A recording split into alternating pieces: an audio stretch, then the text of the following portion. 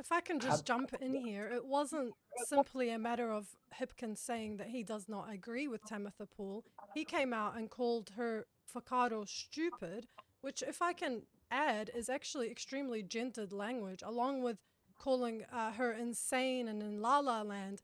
This is actually relying on stereotypes of women being irrational and emotional and incapable of forming reasoned arguments. So, and this is actually this is a continuation of Labour's support on these so-called tough on crime policies that have failed time and time again. You know, we talk about the definition of insanity. That's repeating policies that have failed time and time again and expecting something different. And when it comes to Labour, they've said that they want to support, to keep the gang patch legislation, for example. And, you know, the gang patch legislation has resulted in military checkpoints outside of Tangi for Māori. So for them to say that they support this, and for this, what I would call an authoritarian attack on her ability to criticize the state and to say something that's extremely mild and to receive that vicious response, I think it does signal that we are shifting to a greater police state and that Labour is going to double down on that, which they've signalled in numerous ways. Well, hang on. Let's just give Kieran a chance, because there's been some big words there about what Labor does and thinks. The way I approach politics is you criticise or respond to what people say. You don't attack the person. And I acknowledge the comments that disagree with what Chippy said, and I stand by him in criticising the ideas. But what I don't stand by is the Prime Minister actually attacking Tamatha and calling her insane. That's not on. In response to the comments about the gang patch, we haven't said we support it. We opposed it vigorously. It's an absolute waste of police resources and time. But what we have said is, it's in now. Let's wait and see how it plays out. But we haven't committed to keeping it. With the greatest respect, it's not the same. We've opposed it. We voted against it. It doesn't mean that we support it, and it doesn't mean we're going to keep it. Can I jump back in and just clarify that that Hipkins did explicitly come out and say that he was going to keep the gang patch legislation? Would you get rid of the ban on gang patches? No, we're not going to change that. So sure, I can concede that they didn't support it at the time that it was passed, but they are going to keep this legislation, which is extremely harmful and breaches basic human rights and freedom of speech. And secondly, Indigenous, the Māori women represent the most incarcerated Indigenous women in the whole world. So, and those statistics are also very bad for Māori men. So the gall of Labour, who, by the way, oversaw those statistics with even a slight increase from 60 to 63%, to then come out and say that that Tamatha Paul, as a Māori woman and as a representative of those constituents, can't even come and speak the basic truth to the reality that they're experiencing, not only being overrepresented in prisons, but also overrepresented in being beaten up by the police with batons, with dogs, and with tasers. It's just bigots' belief that they would now come out and attack her in this way. And it goes to show that, in my view, Labour is not part of the left. They're not allies of the left, and I would never categorise them as such. Well, can I say, hang on. I think you should give Kieran just at least a chance to respond. At the end of the day, we all want to see this a one-term government. I obviously think that Labour Party is quite clearly encamped in the left. We are born of the trade union movement. We exist to support working people in this country. That's why I joined the party. We might have disagreements on certain aspects, but we will never support a national-led government. We will never work with ACT, and unless New Zealand first fundamentally change their current approach, I think it's highly unlikely we'll ever work with them. So, can I ask you a question, Samar? You just said that you didn't consider Labour to be part of the left. I mean, I do.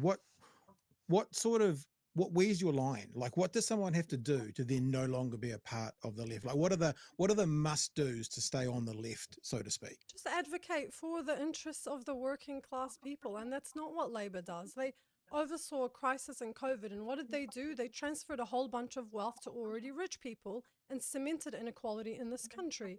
And again, when it comes to the so-called tough on crime policies, what did they do? They brought in this ram raid bill, which actually lowered the age of prosecution for some children to as young as 12 years old. I could give countless examples of the way that they've thrown working and poor people under the bus. So I think the line, to be honest, it's not that high. But Labour has been miserably failing again and again and again. And every time they're in power, they fail to do anything transformational. So why should we trust that they're on the left? They've also never given a cabinet position to the Greens. And you look at how the National treats the right-wing parties, they give them power over the whole government. And so you can see that they can empower minor parties if they wanted to, and they choose not to. So there's plenty of things that have been done over the past Labour government and over previous governments, working for families, KiwiSaver, so much which has changed the landscape positively of this country, right? To say that the Labour Party is not part of the left, I'm sorry, that's just not true.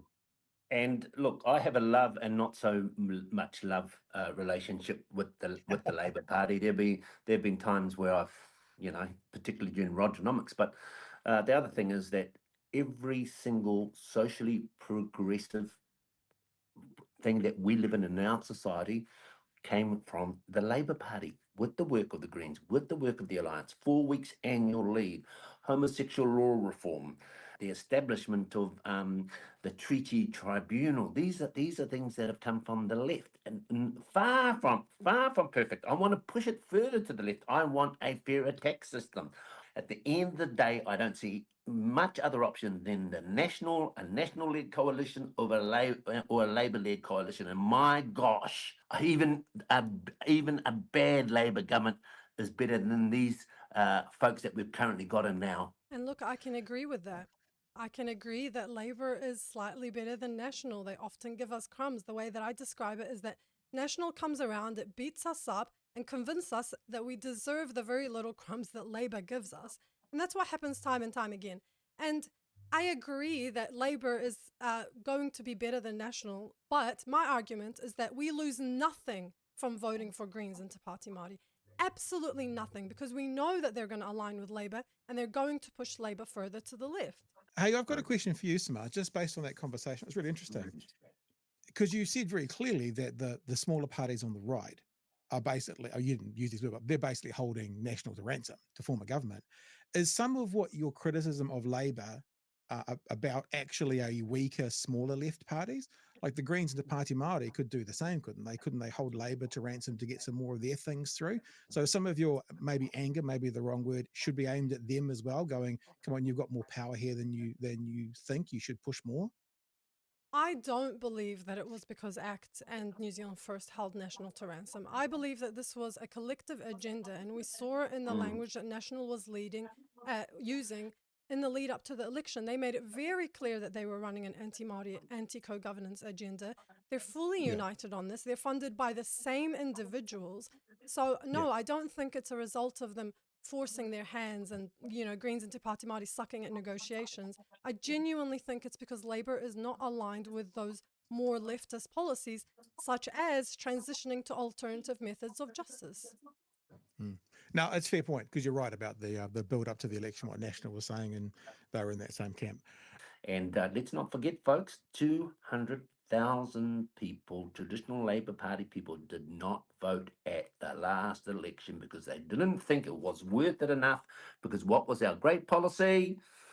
No GST or fruit and vegetables, and it just didn't motivate people enough. But when actually there's less kind in your cupboard, and you've got a winter power bill, thank Christ for the winter energy bill, but power's going to go up by $10 a month, and it's going to compound. That's a huge issue for many people. But what we need is more than just, winter energy payments or subsidies to just further enable these massive power companies to charge exorbitant amounts.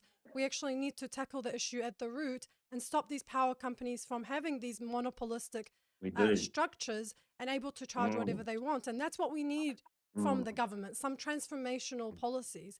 And Labour, it's to me signaling that they're not going to bring anything like that to the table. And hopefully, with the way that Hipkins is digging his own grave, those 200,000 people will come out and vote for the Greens. And hopefully, over time, we can transition to a Greens majority party that's supported by Labour. That's my ultimate dream. I know it's a dream, but